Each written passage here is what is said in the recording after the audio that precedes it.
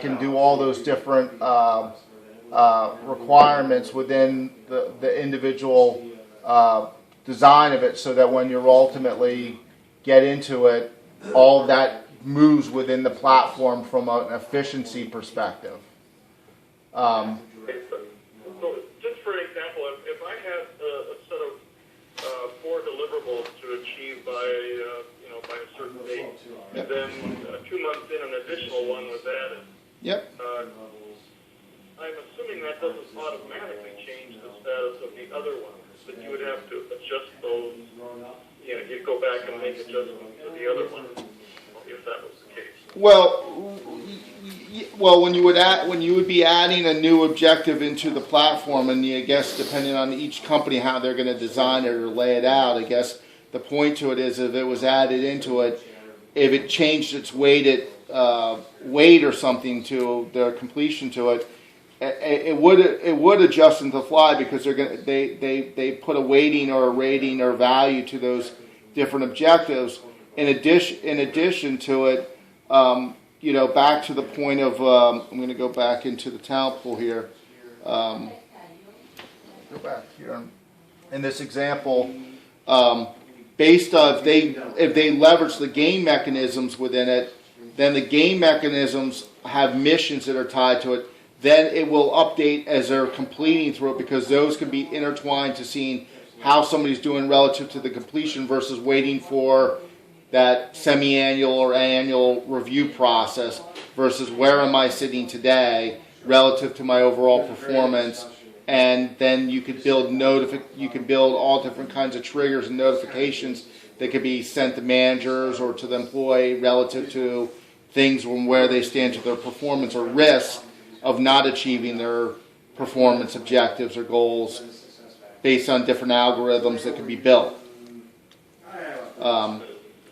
Makes sense? Which inclusion, I mean, I look at this Jeff Jones, I guess this is just illustrative data, it's not sort of like a real person. Right, that's right. Because if I look at it and say, okay, if I just look at overall, it looks like Jeff is accomplishing 55% overall, but in terms of his deployment of the game mechanisms, he's only at 23%, sort of shows up on time. Yep. He's got lots of skills, he scores well in assessments, but his project scores very high. Right. And his game scores very high. I mean, I'm just trying to... They're just illustrative examples. You're correct. They're just illustrative examples, but the point of the demonstration was to show that in essence it gives some insight to exactly what you start to do. If I was a manager versus having to wait, I can see and drill down through any of my employees anytime and see certain areas. So then back to training, development, other resources and dollars that the company's spending, I could sit there and really develop Jeff or drive Jeff's engagement in the company by not making decisions based on kind of gut or instinct, but really what the data's showing relative to Jeff. And that's all the illustrative examples trying to demonstrate here. Make sense? Is there a lot of maintenance time involved or setup time involved in initially defining the relationships among these components? Great question, Tom. I mean, obviously there's time. Is there an enormous amount of time? Our goal in this is trying to alleviate a lot of what I'm going to call the traditional example. I had this conversation with a CHRO the other day who said, I got 3,000 employees and I spent, $700,000 or $800,000 purchasing success factors a year. But to implement it, I ended up spending $1.2 million to get it implemented because I had to bring in, a gazillion consultants and all these different things. And then we wanted to use PwC, who bought the Lorminger model. We wanted to use the Lorminger model, and that's very expensive. And integrating that into to it, blah blah blah. That's not what this is designed to do. This is designed to do is companies that are either have no performance management process today or have been using something like that and recognize with multi-generations in the workforce, a different way to measure performance needs to be done to really understand what true performance is, then that's what we're attempting to demonstrate through the model, is that it's really driven through the social aspect, being able to still do some of what I call the traditional steps of cascading the goals and the competencies and building review processes in, but also bringing it down more to a daily, weekly, monthly event where people can see transparency and where they are, and not waiting to sit down with an employee and triggers and notifications happening and feedback loops being driven through real time versus it waiting for that annual review process and I got to go in and type up a bunch of stuff to do it. That still doesn't mean that there's not going to be some time and effort to implement it, but it's not meant to be these 6-month processes to get performance off the ground. It's really designed, the platform's designed that, you know, very quickly, it's usability. I should be able to go in and set up my org hierarchy as I go down here, set up my positions, you know, start to set up my roles and permissions, and, you know, people are off and running. Does it come with a built-in competency model, or does the organization load in its competency? Right, so they can load in their models, and you can see that here. So they have the ability to be able to, you know, it's weird that that's doing that. You know, build in their competencies here, add them. So if they want to add in a competency, they can just do it if they want to link a badge or whatever they want to do to it. So it's built for them to be able to just add in their competencies and do it themselves. Okay. And do you have one? If they say, well, we don't have one right now, do you offer them sort of a fair one, or do you offer them services to generate one? Right. So this is where, again, I'll say our goal will be, we will have some built in out of the gate, but basic ones. Most people are going to either be using competency goals or both, depending on the complexity of the organization. But the other side is then ultimately, too, our goal will be to have third-party pieces built in where somebody can say, I want to buy, you know, I don't have a competency model. Great, we have this partnership with X. They'll come in and you guys, their model's fully integrated into our platform. We have a partnership with them. This is why there's a advantage to using them. You know, go talk to XYZ company, right? And that will be done through the partnership component, where we'll you know, eventually have integrations or built in around different areas of performance to it. Again, when I was back in the projects and teams for a second, there's the full component. If you think of Basecamp or any type of, you know, Jira, you know, from your development days, if you've used any kind of development tool, this helps you track, and everybody has their own, again, social feed to it. There can be widgets relative to the project performance, again, individual team or team utilization, or a whole host of widgets, full calendaring built into it. All the tasks are captured into one place, all the files, again, being captured in one place. Who the team members are, and ultimately if there's any kind of email or messaging that's being done around it. Again, everything being captured in one centralized place.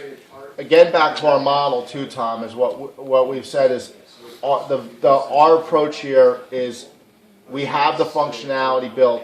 It's not like the traditional software where you keep paying for the modules to be able to dig into it. So everybody, when I say everybody loosely, but you know, the demand out there in the marketplace right now is everybody's looking for analytics around their workforce. So that's really what they're buying the platform for. But as they're connecting their systems to it, you know, they're looking at success factors and they're saying, I got to go out, I'm looking at buying their social module, and it's going to cost them more money versus, oh, I can potentially leverage this in Empower and I don't have to purchase that.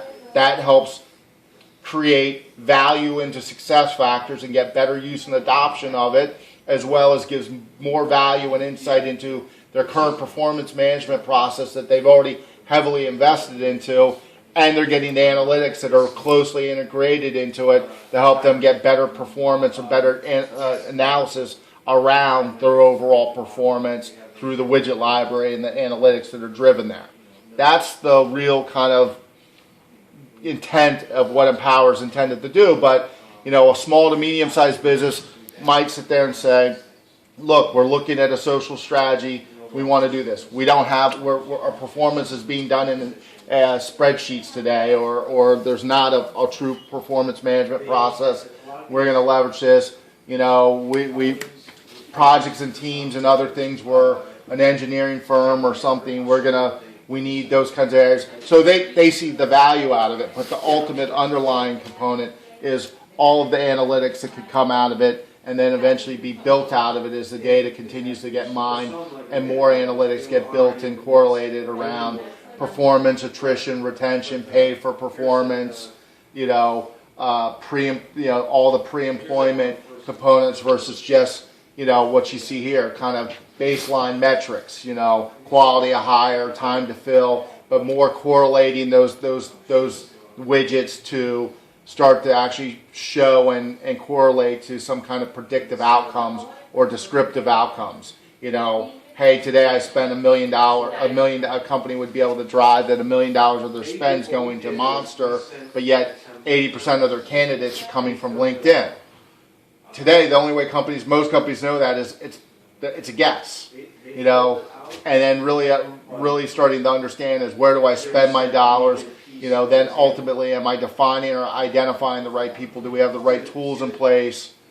This is what our data is meant to take from all the data that they already have and their system laying on top of it, call it peacefully coexisting with them, and then continuing to mine the data and bring more stickiness to the customer through the widgets and the data that they connect into the systems.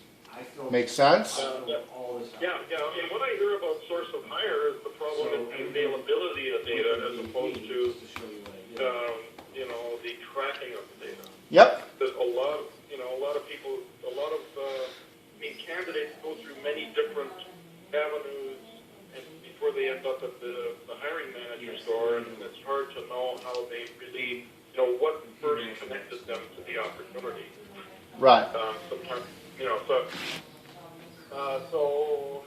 I guess what you have to do is offer to people who use your system best practice recommendations about how to access the data. Where is it going to be a survey of the candidate at time of hire? What's going to be the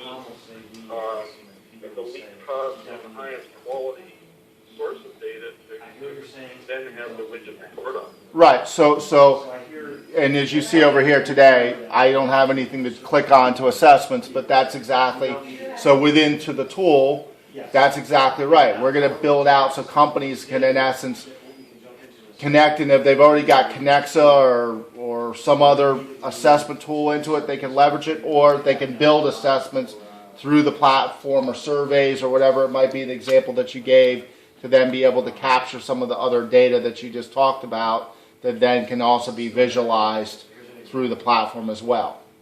So that functionality will come, in a later release, but that's absolutely some of the direction that it is going to go. But I think broader point is what's really kind of, I'll say, top of mind of CEOs and executives today is what does my talent pool look like? What are the skills and gaps of my current workforce?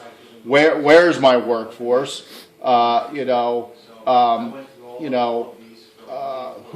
Who of my performers are most at risk? What's my pay? Some understanding around other metrics around or predictive models around retention and attrition or pay for performance type things.